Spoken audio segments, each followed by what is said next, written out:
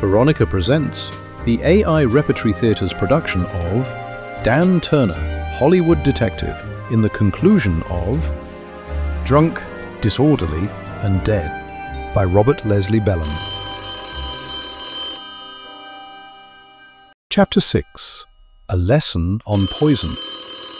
I took another gander at his corpse, gulped 3 or 4 times.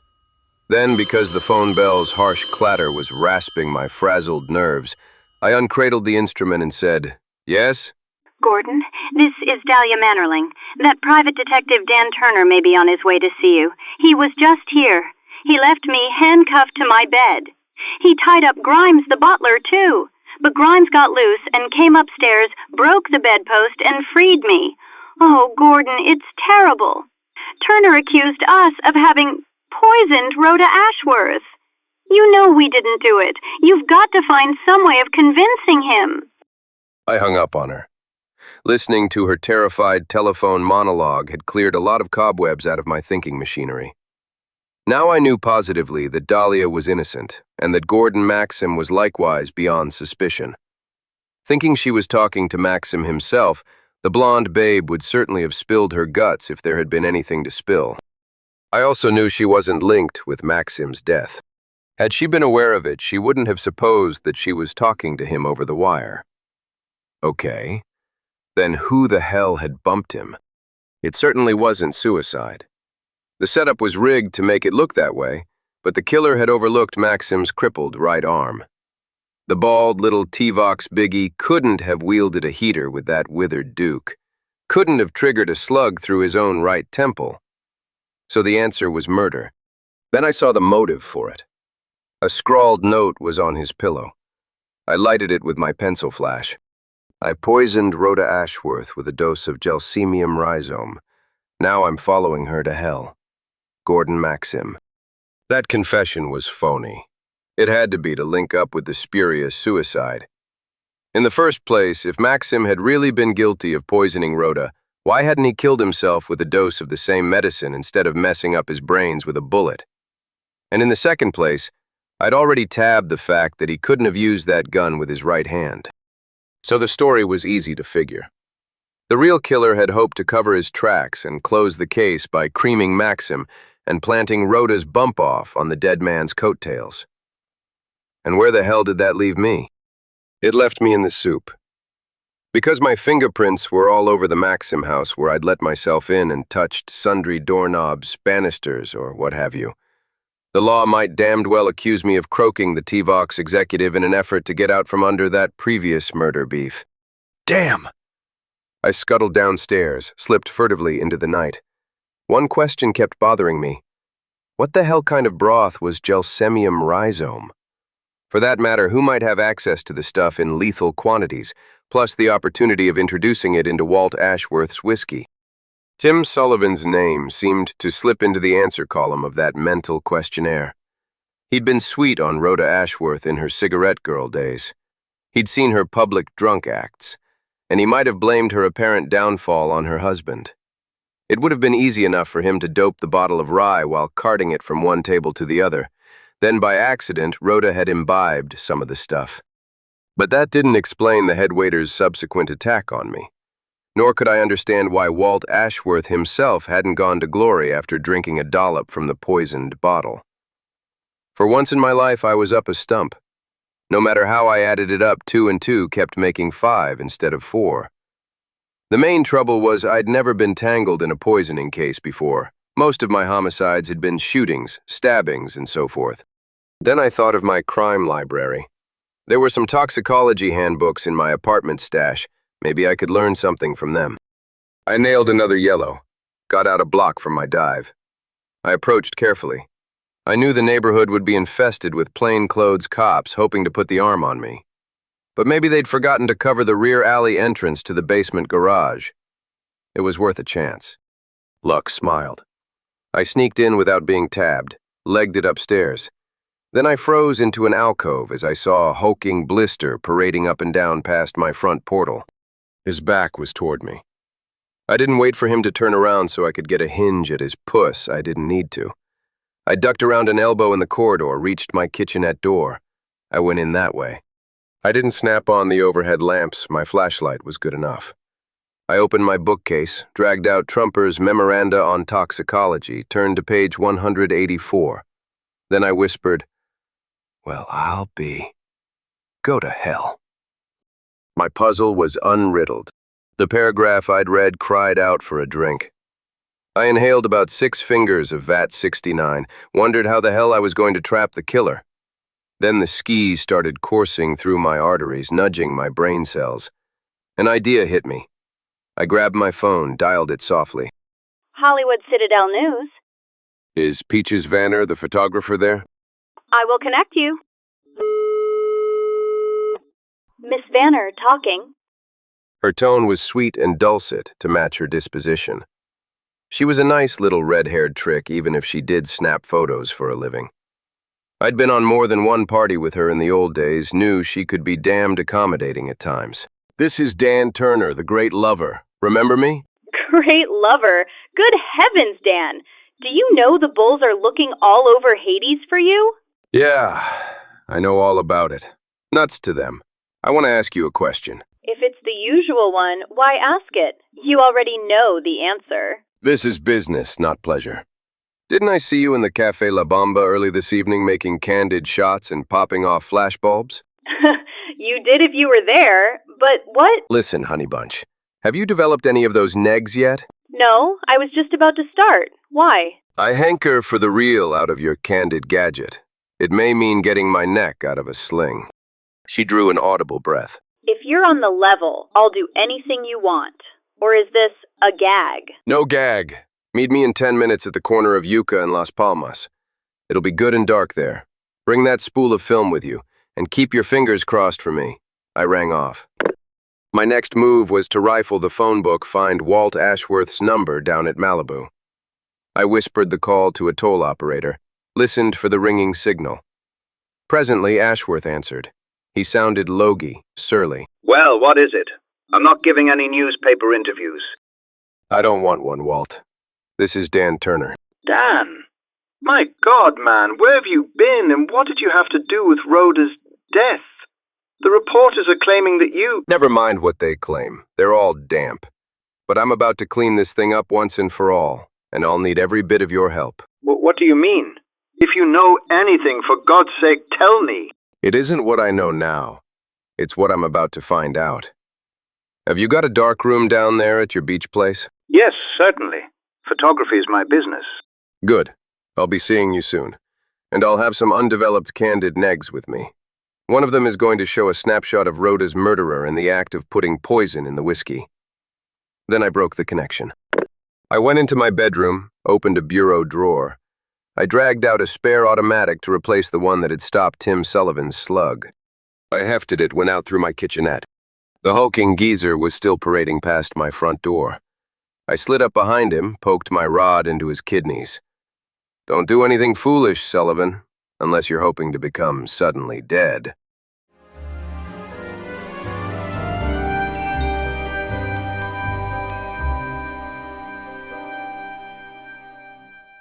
Chapter 7.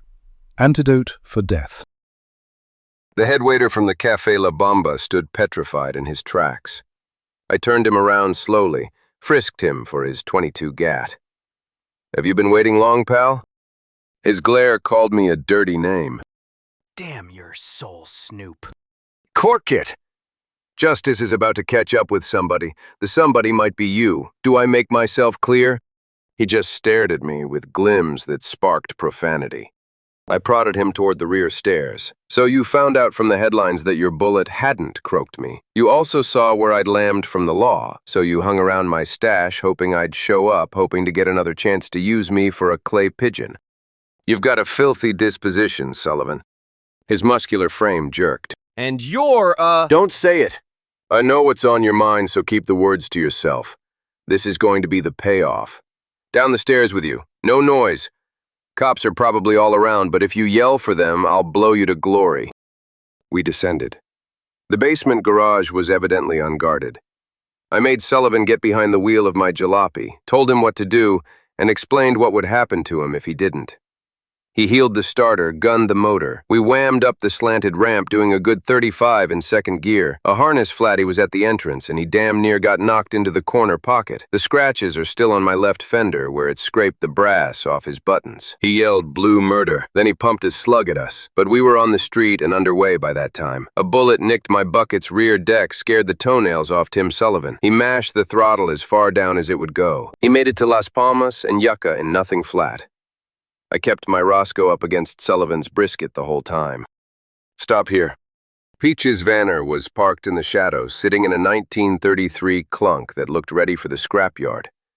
She got out when we pulled up alongside. Dan? She looked cuter than hell in a slanted hat and man-tailored tweeds. Her ankles had just the right chiffon sheen of slimness. Her curves were all to the mustard. I beckoned. Give me the films, babe. Here they are. Can't you tell me? Not now, but I'll need your chariot. There'll be a radio bleed out for mine by this time. Do you mind? She shook her head. You're welcome to the old bus, Sherlock. How's about letting me in on the doings? Sorry, hon. No can do. But I'd like one more favor from you. I want you to phone Dahlia Mannerling. Tell her I'm going to make the big pinch. Got that? Yes, that is Tell her hell's going to pop at the Ashworth joint in Malibu. That's all. I got out of my crate, kissed her while still keeping Tim Sullivan covered. Then I motioned for him to take the wheel of the other car. He did. I crawled in beside him. To the beach, pal. And let's not linger. The Vanderdahl's wreck rattled forward. 50 was its top speed, but that was okay. It spelled less chance of being stopped by some nosy motorcycle slob. I kept my Roscoe and one lamp on Sullivan, the other on the road. The payoff was coming up. We wound through the canyons beyond the Will Rogers Memorial Polo Field, zipped into patches of fog and out again. Now the road began to dip into its last slant, where it joined the coast highway. Malibu lay to the north. I felt sweat beginning to form in my armpits. Would my trap work? Hell, it had to work. Otherwise, I wouldn't be able to prove a damn thing. All I had was a theory. It was ironclad and steel riveted, but it wouldn't stand up in court. Not unless I got a confession to back it up. I nudged Sullivan with my rod. Remember, you're to keep your trap corked. I'm going to have you under the gun every minute. If you make one wrong move, you're in a hell of a fix. He just grunted. Then we were in front of the Ashworth stash. I got out, kept Sullivan alongside me. I rang the Ashworth bell. Walt opened up. His eyes narrowed when he saw the head waiter. What's all this? He looked like a walking cadaver. His map was pasty, his glims sunken, his kisser dry and parched. He didn't observe that I had Tim Sullivan under duress. That was because the rod was in my pocket where it wouldn't show.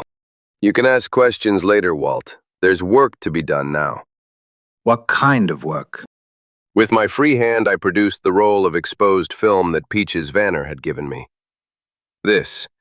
When you've developed it, you'll have a snapshot of your wife's killer. How do you mean? A newspaper photographer was on deck at the Café La Bamba tonight. She snapped a series of magic eye shots just as Gordon Maxim sent that fifth of rye over to your table. Remember the flash bulbs flaring just around that time? Well, this reel will show the bottle being carried and the poison being dumped into it.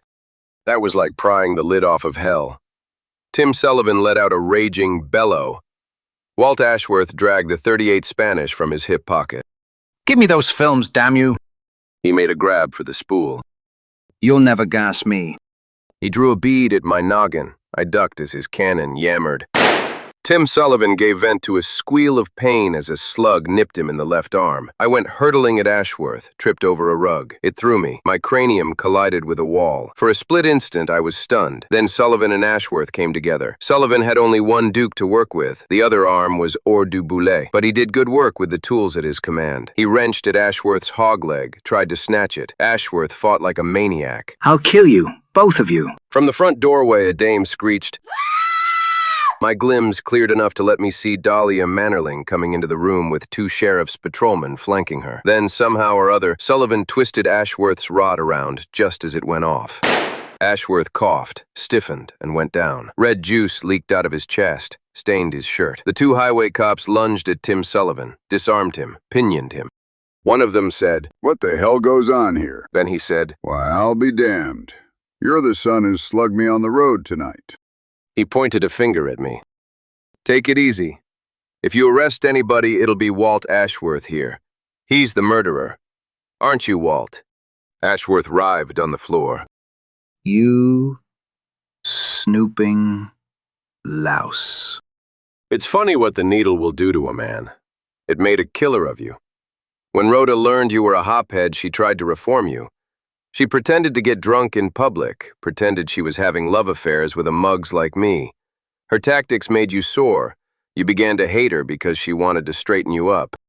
Maybe she went so far as to threaten you with other things, such as proclaiming your dope addiction to the world.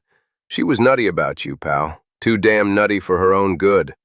Her attempts to make a man of you backfired. You determined to kill her so you could go on with your needlework without being nagged. You chose the poison route. Being a photographer, you had access to chemicals. And you selected gelsemium rhizome because it would give you a swell alibi. A book on toxicology gave me the tip-off, Walt. Gelsemium kills by respiratory paralysis, asphyxiation. But its first symptoms are exactly like the signs of ordinary drunkenness: dizziness, double vision, staggering gait, loss of speech, and so on. You could dose Rhoda with it and everybody would think she was merely plastered. And you could take some of it yourself without it harming you except to make you somewhat sick. Because the only antidote for gelsemium is morphine, and you are already saturated with that. A blood bubble formed at his lips. Burst. You think you're smart. I lit a smoke. Sure, I'm smart when I can read the answers in a book. You figured to drink the same poison you gave Rhoda, but she was the only one it would kill. Then you could claim somebody had tried to croak both of you. By a freak of luck, the whiskey you used came from a bottle sent over to your table by Gordon Maxim. Later, you decided you could pin the works on him by creaming him and making it look like a suicide confession. But I trapped you, pal. I did it with a reel of film. You thought the negatives might show you in the act of pouring your poison in the rye bottle. That caused you to go off the deep end, and now you're finished, thanks to Tim Sullivan. Ashworth didn't answer me. He couldn't. There wasn't any more breath in his lungs. It had all leaked out through that bullet hole. Sullivan growled. I'm glad. I wish I'd washed him up with my bare hands. Then he looked at me. I'm sorry I went gunning for you, Mr. Turner. Skip it. You knew Rhoda had left the cafe with me. When you heard she was dead, you thought I'd killed her. You loved her and you wanted revenge. I realized why you tried to ventilate me. That was why I never once suspected you of Rhoda's kill. If you'd been guilty of poisoning her whiskey, you wouldn't have thought I was responsible. That's nothing but simple logic. He nodded. Anyhow, I got the revenge I wanted. Yes. And Dahlia Mannerling gets a hell of a big story for her column. I guess everybody ought to be satisfied. The big blonde Bim gave me a quivery smile. Will you take me home, Dan? Her eyes were thanking me for clearing up the mess. And I sort of gathered the idea that if I took her home, she might show her appreciation in other ways. I slid an arm around her waist. The morning was young. A lot could happen before the sun came up. I said, "Let's go, kiddo. After all, what the hell?"